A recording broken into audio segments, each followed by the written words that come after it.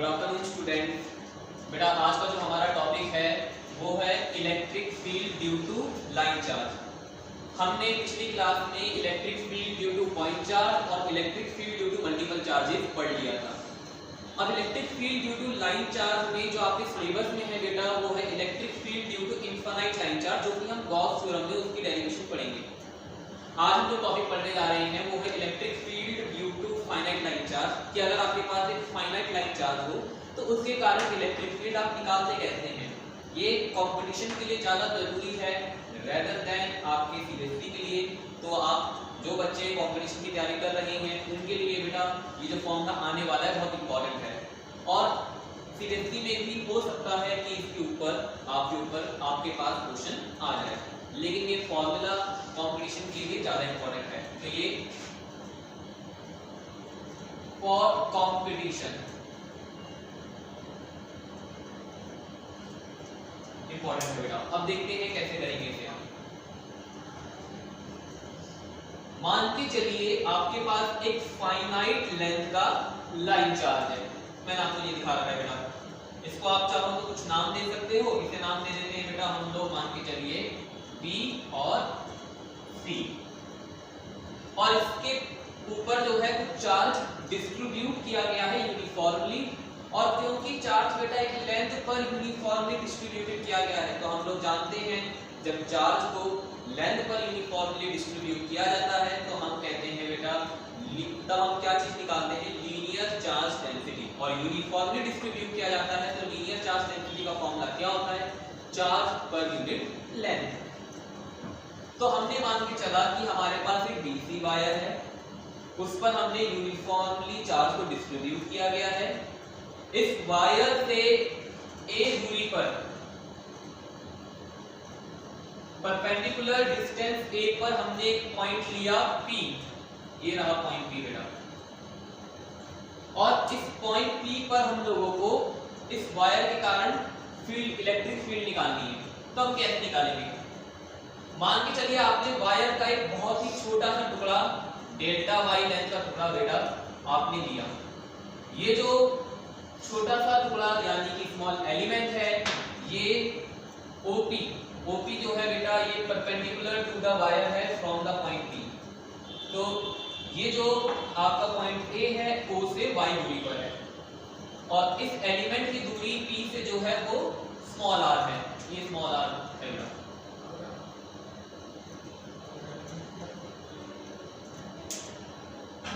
और ये जो स्मॉल एलिमेंट है बेटा ये जो है आपके OP के साथ थीटा एंगल बना रहा है।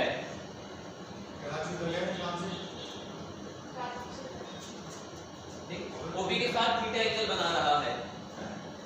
अब हम इसमें जो चीजें हैं वो उसे एक बार देखते हैं। कंसीडर करिए आपके पास एक फाइनाइट लाइन चार्ज है, यूनिफॉर्म लीनियर चार्ज डेंसिटी का बेटा, और उसकी यूनिफॉर्म लीनियर चार्ज डेंसिटी है लैम्डा। कंसीडर किया हमारे पास एक पॉइंट P है, और वो पॉइंट P बेटा वायर से परपेंडिकुलर डिस्टेंस A पर है, जैसा कि डायग्राम में दिखाया गया है। जब भी आपको क्वेश्चन को अवॉइड करना हो, डायलॉग कम लिखना हो, तो आप हमेशा चीजों को डायग्राम के ऊपर डालते हैं। मान के चलिए अल्फा और बीटा जो है ये एंगल है जो कि टॉप और बॉटम बना रहे हैं पॉइंट P से OP लाइन के साथ। जो एंगल ऊपर होंगे बेटा उन्हें पॉजिटिव लेंगे, जो एंगल नीचे होंगे उन्हें हम नेगेटिव लेंगे।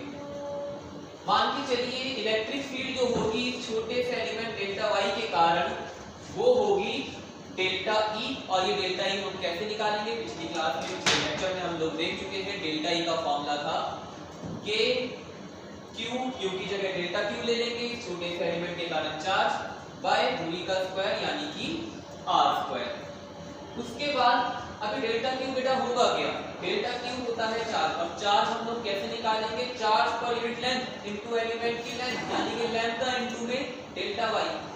और ये आर कैसे निकालें, तो देखिए बेटा हमारी कोशिश होनी चाहिए कि या तो आर हम वाई के टर्म में लिखें या आर को हम थीटा के टर्म में लिखें। y और r दोनों के टर्म में लिखना बेवकूफी होगी। तो r और a के बीच में रिलेशनशिप हम कैसे क्रिएट करेंगे, cos theta equal to by R, यानी कि cos थीटा होगा OP अपॉन AP। तो वही हमने बेटा यहाँ पे लिखा है cos theta equal to OP upon AP, यानी कि AP equal to OP upon cos theta और OP हमारा R था, तो R equal to A by cos theta. तो यानी कि फाइनली डेल्टा E हमारा हो गया K, उसके बाद आपका लैम्डा, उसके बाद cos square theta upon A square into में डेल्टा Y। प्रॉब्लम बस यहाँ पर ये है कि डेल्टा Y यहाँ पर है और थीटा यहाँ हमारा वेरिएबल है, तो इस डेल्टा Y को हमें रिप्लेस करना होगा।